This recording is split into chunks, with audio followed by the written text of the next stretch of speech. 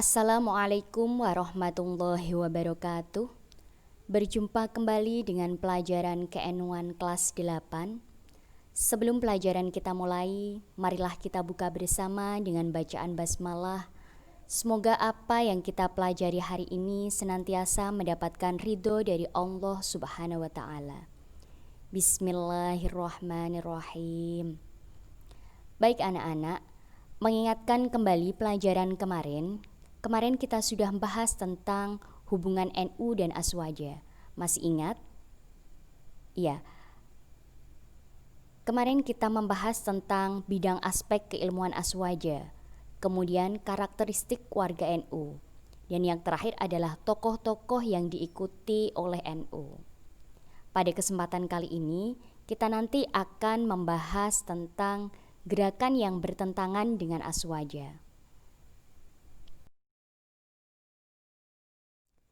Sebelum kita membahas gerakan-gerakan yang bertentangan dengan Aswaja, coba anak-anak perhatikan gambar di bawah ini.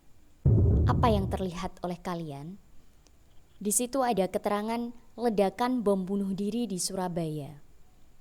Kalau kalian perhatikan kata-kata itu ada kata-kata bunuh diri. Kemudian apa yang kalian pikirkan tentang bunuh diri? Apakah Islam itu memang mengajarkan untuk bunuh diri? Apakah itu sesuai dengan ajaran Islam? Selanjutnya coba kalian perhatikan gambar yang ini. Itu adalah bom di beberapa gereja di Surabaya. Mengapa harus gereja yang dibom? Apakah umat Islam juga mengajarkan itu? Padahal umat Islam itu kan mengajarkan tentang bagaimana saling menghormati dengan agama lain. Bahkan Indonesia punya semboyan Bhinneka Tunggal Ika, walaupun berbeda-beda tapi tetap satu jua. Itu juga yang ada di dalam Islam.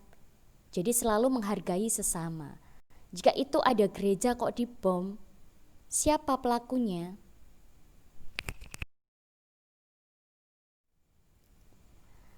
Sekarang berita yang ini coba dilihat. Itu ada bom bunuh diri guncang Polrestabes Medan. Itu ada kata-kata bunuh diri kembali seperti tadi. Apakah itu benar-benar pelakunya itu orang Islam?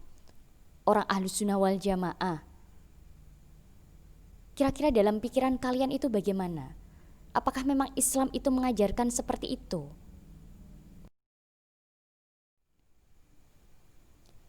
Yang terakhir, ini ada satu keluarga pelaku bom 3 gereja. Ini berarti ada hubungannya tadi dengan pengeboman gereja itu ya. Menurut kalian itu bagaimana? Ketika orang melakukan pengeboman, itu berdosa tidak? Padahal ketika aksi bom itu terjadi, yang dirugikan kan tidak hanya bangunan atau tempat-tempat sekitar, tapi juga di sana ada manusia. Ketika ada manusia yang menjadi korban, kira-kira mereka itu berdosa tidak melakukan hal itu? Dari peristiwa atau berita yang Bumis perlihatkan tadi, itu ternyata adalah aksi kekerasan dari paham atau gerakan yang bertentangan dengan Aswaja. Jadi mereka itu melakukan hal-hal seperti itu. Pemahaman Islam secara dangkal dan sempit bisa menjadi penyebab terjadinya sikap ekstrim dan melampaui batas. Padahal Al-Quran sendiri tidak mengajarkan sedikit pun sikap yang di luar batas kewajaran manusia. Menanggapi berita atau peristiwa itu tadi, PBNU juga angkat bicara. Di sini ada Sekretaris PBNU, Bapak Helmi Faisal Zaini. Beliau merespon tadi peristiwa tentang bom bunuh diri di Mapolrestabes Medan. Beliau mengatakan bahwa bom bunuh diri itu bukan jihad. Ternyata orang yang melakukan bom bunuh diri itu menganggapnya kalau bom bunuh diri itu adalah jihad. Jihadnya bagaimana? Mereka memerangi kejahatan, memerangi yang akan mengancam agama Islam, itu menurut mereka. Kemudian ada lagi, NU juga berpendapat, bom bunuh diri itu tidak dibenarkan dalam Islam. Menurut Ketua Umum PBNU, Bapak Kiai Haji Said Agil Siroj, beliau mengecam keras aksi bom bunuh diri. Kenapa seperti itu? Ya karena itu tidak dibenarkan dalam Islam. Islam tidak mengajarkan adanya bunuh diri. Bunuh diri itu selain merugikan diri sendiri, juga merugikan orang lain. Berarti juga membunuh orang lain. Kalau membunuh orang lain, berarti dosa. Meskipun kata mereka itu jihad, tapi tidak menurut NU. PBNU juga berpendapat bom bunuh diri dan terorisme adalah bentuk pemahaman agama yang sesat. Itu menurut Kiai Haji Said Agil Siroj dan sekretarisnya. Ketika jumpa pers, beliau mengatakan bahwa bom bunuh diri itu adalah pemahaman agama yang sesat. Seperti yang sudah saya katakan tadi, bahwa pemahaman Islam secara dangkal dan sempit itu yang menjadi penyebabnya. Jadi mereka itu belajar Islam itu belum sampai mendalam, istilahnya seperti itu. Kemudian Ketua PBNU juga tanggapi dari aksi bom tadi ya di Medan itu, radikalisme itu adalah penyakit. Yang namanya penyakit, kalau obatnya tidak sesuai, obatnya tidak tepat, berarti tidak akan disembuhkan dan sulit disembuhkan.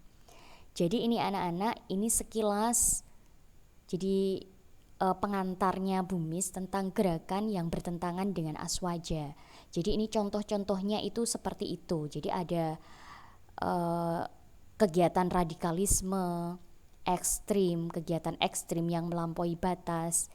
Jadi setidaknya kalian itu tahu gambarannya dulu. Oh, ini yang akan kita pelajari nanti. Nah, sekarang nanti kita akan membahas yang paling inti. Sekarang kita menuju ke inti pelajaran, yaitu gerakan yang bertentangan dengan Aswaja. Gerakan yang bertentangan dengan Aswaja itu mempunyai ciri khas. Ciri khasnya apa? Yaitu memiliki 3 sikap. 3 sikap yang menjadi ciri khas gerakan yang bertentangan dengan Aswaja. Apa saja 3 sikap itu? Yang pertama adalah gulu. Yang kedua, tatoruf. Dan yang terakhir, irhab. Kemudian apa pengertian gulu itu? Gulu adalah bentuk ekspresi manusia yang berlebihan dalam menanggapi persoalan hingga tercermin dalam sikap-sikap di luar batas norma dan kemanusiaan. Bisa kita contohkan tadi ada bom bunuh diri. Bom tadi adalah merugikan orang lain. Nah, itu berarti kan di luar batas norma dan kemanusiaan. Kemudian tatoruf. Tatoruf itu apa? Yaitu sikap yang berlebihan karena dorongan emosional yang berdampak pada empati berlebihan dan acuh keterlaluan dari masyarakat. Jadi ini dampaknya dia itu acuh dari masyarakat ya. Itu tatoruf. Kemudian yang terakhir adalah irhab. Irhab itu membenarkan kekerasan atas nama agama atau paham tertentu. Jadi apa yang dilakukan dia meskipun itu bertentangan dengan kemanusiaan, itu menurut mereka itu baik. Pendapat mereka seperti itu.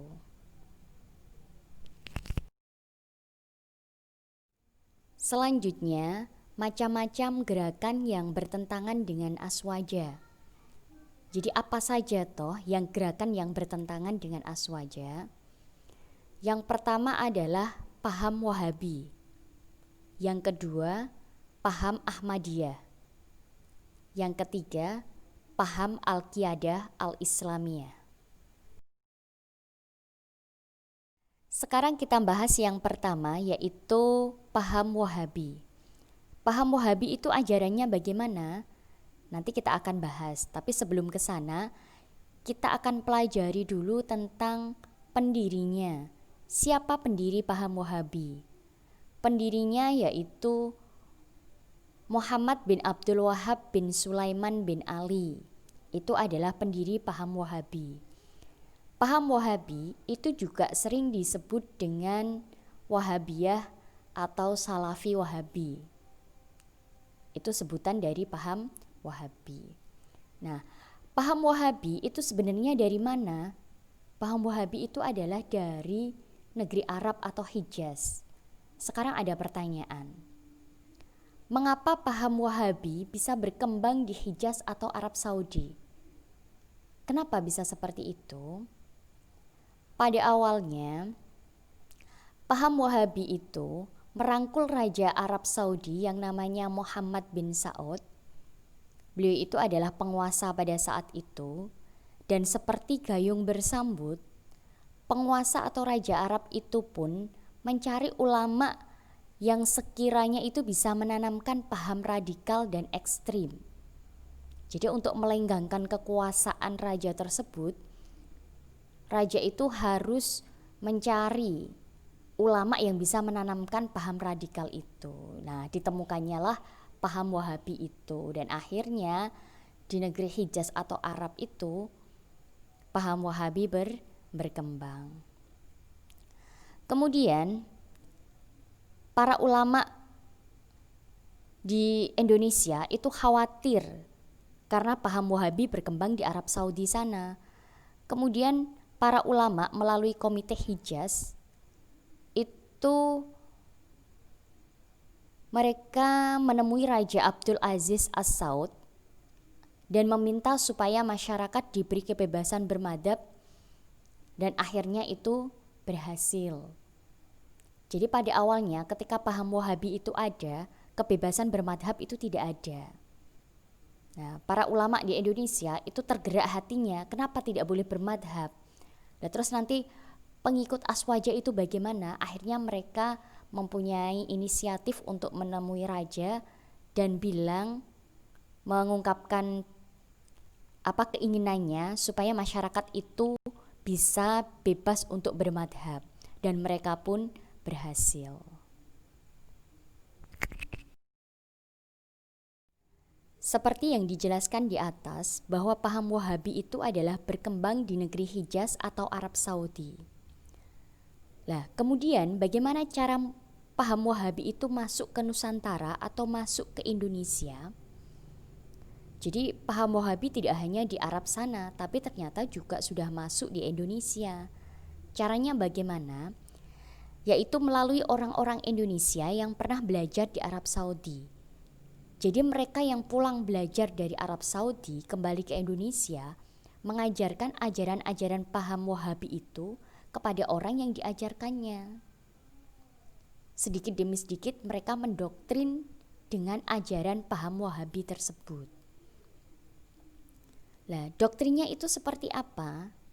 Di antaranya mengganti amalan-amalan rutin Aswaja.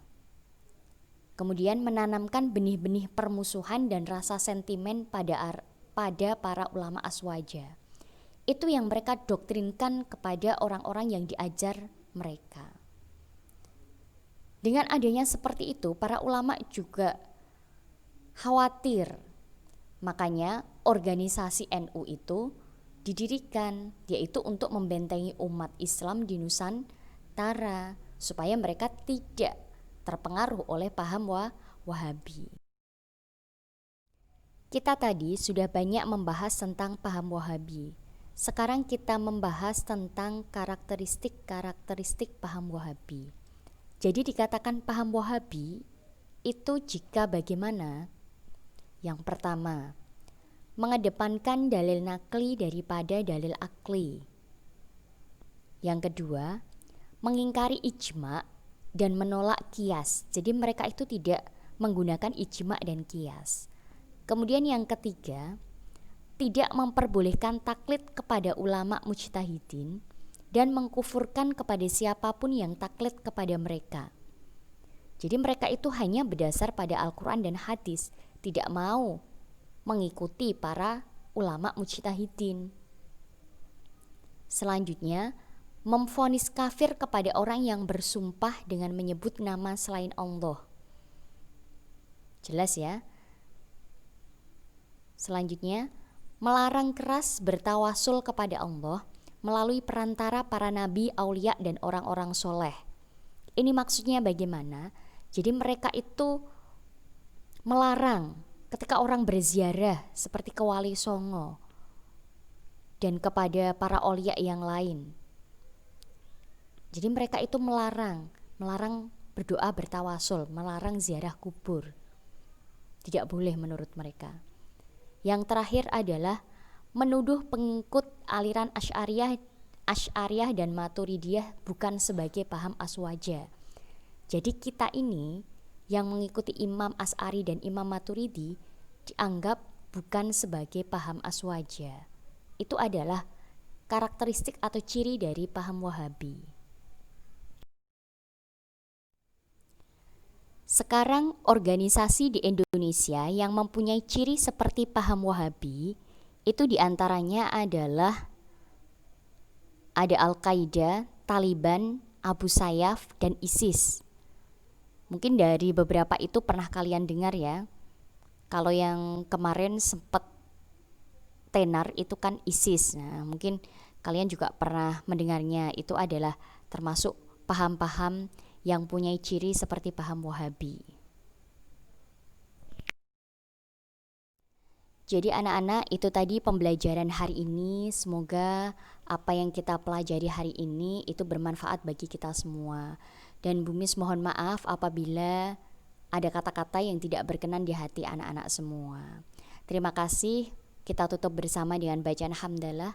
Alhamdulillahirabbil alamin. Wallahul muwaffiq ila aqwamit thoriq. Wassalamualaikum warahmatullahi wabarakatuh.